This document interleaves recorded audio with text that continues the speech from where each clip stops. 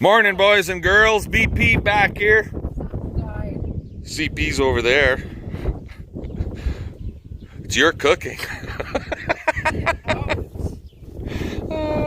Anyways, we're gonna have to come up with a hitch unit for the back end of this square baler so that thing will hook up to it. So here's what I've come up with at this point.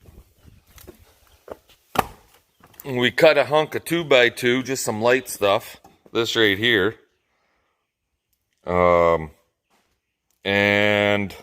I got to put a plate on either side, like that, one there, another one over here, weld that all in.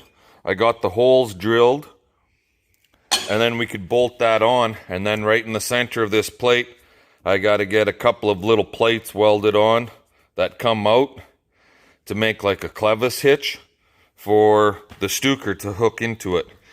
So, with no more ado, let's get at her. Okay, so, sweet. That's, this part here is gonna bolt into the sides of the baler. And then we got these two pieces, that and that. I got to drill about a 3/4 inch hole in each of these to and this will become the hitch part. Yeah, I think that'll work. Let's find out. Alrighty, so that's what we got rigged up for it. I'm hoping this will work. It's all bolted in there and there, and clevis style hitch. Made the bottom one a little longer, and I'll show you guys why, so that this whole plate will sit on that bottom piece. And then the top one, it's not as long because it's going to butt up against that bar a little bit. So we just got to wiggle this guy into position, and then, because you can't buy the proper rims and tires for this friggin' thing anymore.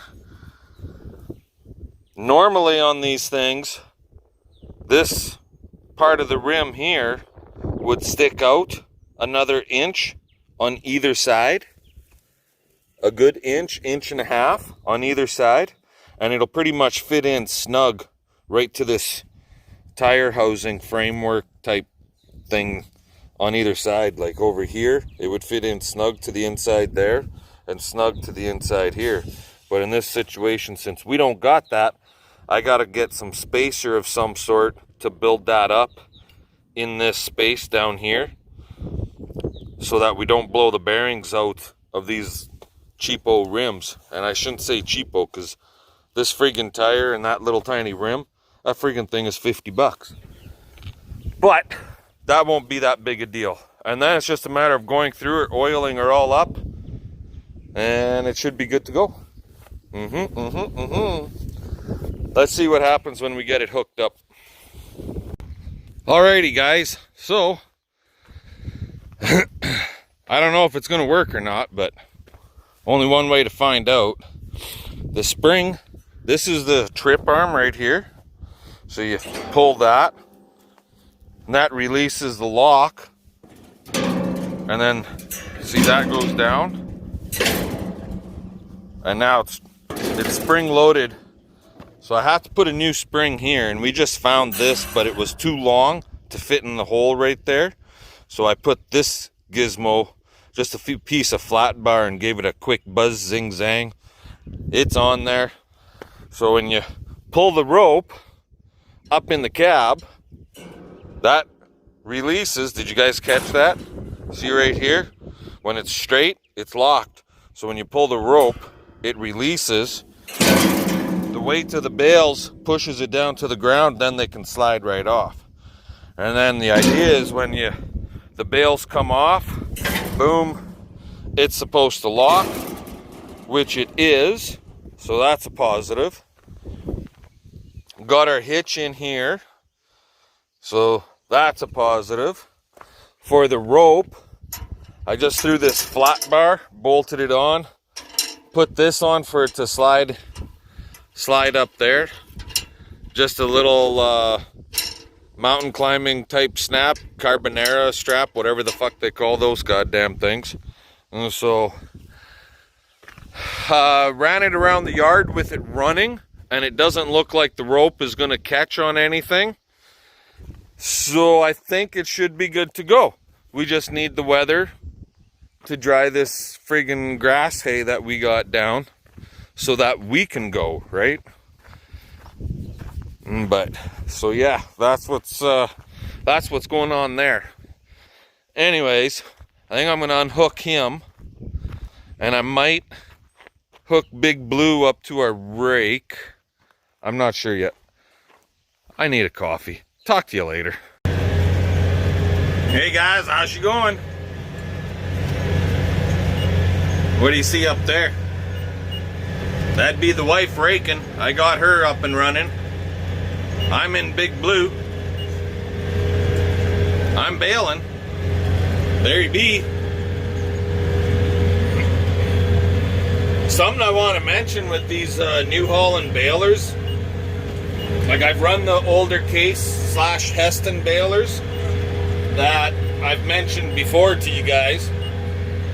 And with the pickup, you see that New Holland pickup out there? It's right out front. You can actually see that sucker. But with lots of them other balers, the pickup is way underneath. You can't even see the friggin' product going into the baler to know what's going on. And so I like to see the product going into my machine. That's the monitor box down there. Oh. And if you can see those two little rows of bars, I know it's kind of bouncy. This is a rough friggin' field, but see how the one is really high and the other one's bouncing up and down? That's telling me I gotta fill that side of the baler. We're working at making a 66-inch bale, so basically 5.5 feet is what we're looking for. And right now we're at 60 inches, if you guys can make that out. 62. So yeah, we're just about a full bale now. 64. And when she gets to 66, she'll beep. And that's when I have to stop. And I don't have to do nothing other than hit the remote. I'll show you guys.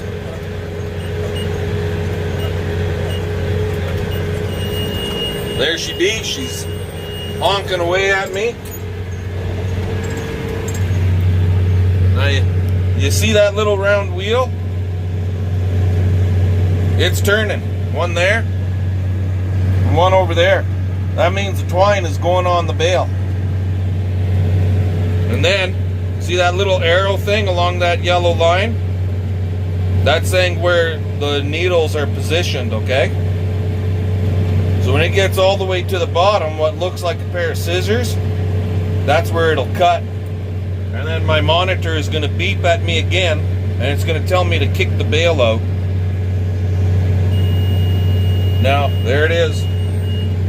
So we just hit the remote. Out goes the bale. We close the tailgate.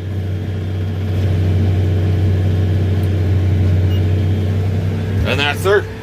And we start the next bale. I really don't expect to see very nice looking bales for the first 3-4 bales. Just because these are the very first ones we're making of the season, and just to work all the bugs and the rust out of it. How's that sound?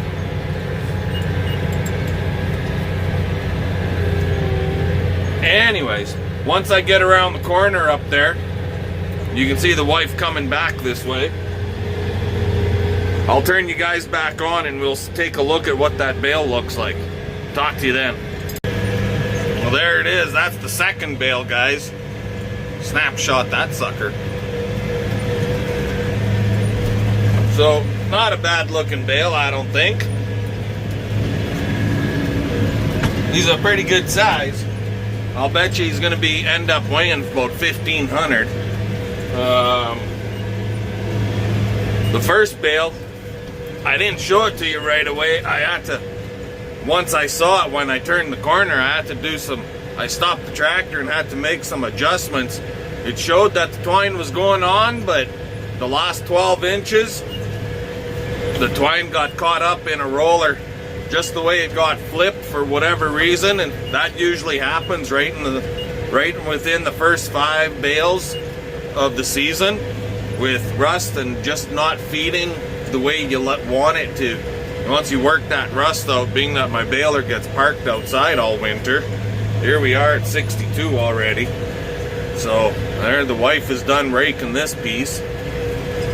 We're going to be done baling here right away, and we'll be going over to the neighbor's place where we cut some stuff over there. That's a lot smoother than this. This is freaking horrendous. But this field right here that we're on, this little 5 acres, is like freaking, this is at like 30-year-old grass. So, and my hayfield, that's like 14 years old. Well, what's cut is cut, and that's all that's getting cut. How's that sound? So there it is. So yeah, like you see that, you can actually see that pickup right out there. I know on them Hestons and them case models that equal the Heston, it's really tough to see the pickup because it's so far underneath the baler. It's a kind of a son of a bitch. At least I think it is. That's my point of view. I've run the Hestons, I've run cases, I have not run a Deere, and I have not run a Vermeer. Now, I've heard a lot of good things about the Vermeers. I wouldn't mind trying one out, to be honest. But, and the Deeres, the newer ones, make a pretty darn nice bale. But I know a few guys that have some of the older ones. And after what they told me, I don't think I want a Deere. I think I'll stick with my New Holland.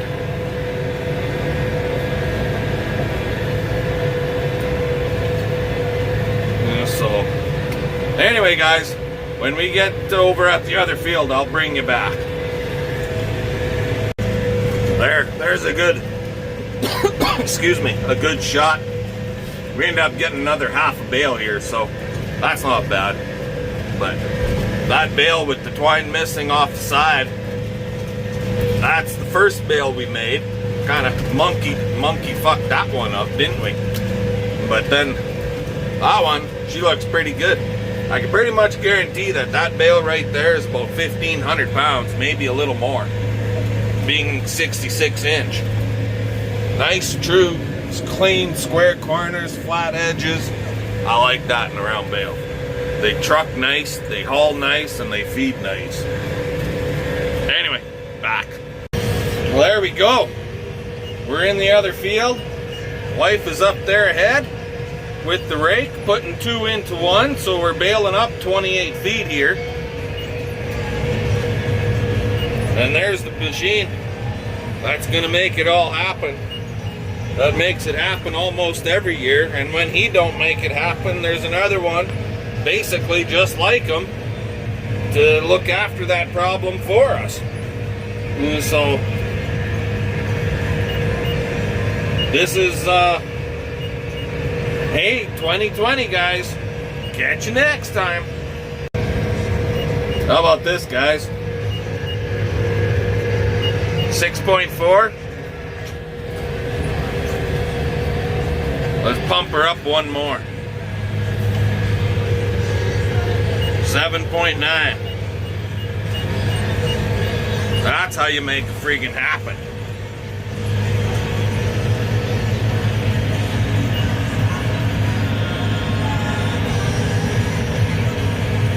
When the field is smooth enough, you make it happen.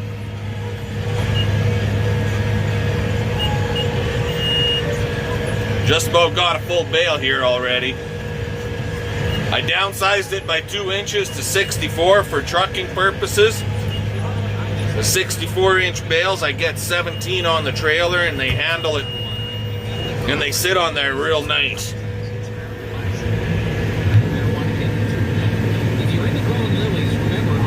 She's going on. She's going on.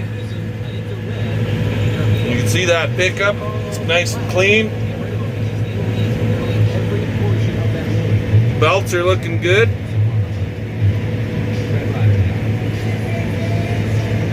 Them two on the edge are the ones that we just relaced right there. Back later. Well, there we have her, boys and girls. We just kicked out the last bale and we got 20 bales on about, I'm not sure, I've been paying on 22.5 acres. So just about a bale an acre. Check that puppy out, eh? How about that? Yeah, clean this off a little bit. There. Nice! That's the way it's got to be done. The one thing about this baler, all of the bales are nice and uniform. Ugh. Get on the road here.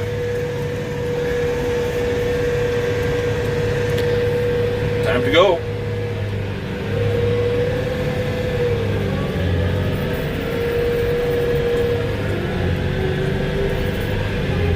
See if I can beat the wife home. But yeah, like, you just look in the field and all the bales are exactly the friggin' same. Like, you can have stupid written on your forehead and you can still make a good bale with this baler. That's why I like these friggin' New Holland balers. And now that they got this monitor system, like that sucker there, like, you really have to be an idiot not to be able to make a bale. And these are nice green bales. They might be just a shy smaller than some of the other guys on YouTube, what they're making, because I made them at 64 inch. But hey, who the hell cares if it's 64 inches or if it's 72? Like, what is that? Just a matter of 8 inches difference. That's what she said, eh? 8 inches, right? Anyway, guys, we're gonna head on home, and I think I might hook this sucker up to I'll disconnect Big Blue from the round baler, and we're gonna hook up to the square baler, and we might make a couple of squares. We'll talk to you in a little bit. Oh, better turn this down. There we go. So, we're making some squares, but we ain't using the Stuker. Nope. Because that Stuker sitting over there is meant for the older style balers that are shorter than this one by probably 4 inches, 5 inches. And when it's hooked to this baler, it's at too much of an angle, and the bales are sliding right off of the son of a bitch without even it being dripped. So I unhooked the friggin' Stuker and we're just dumping the bales out right off the back end. We're gonna end up picking them by hand anyway, so this is how she's going. Anyways, it ain't much of a swath, but hey, it's a really fine grass and it'll make really nice feed for small squares, right? So with that, I'm gonna let you guys go. Comment, subscribe, thumbs up, and let's get her done. Thank you, Tristan. There, we got about 100 small squares on here right now. Tristan came out when he should be on his way to Weyburn.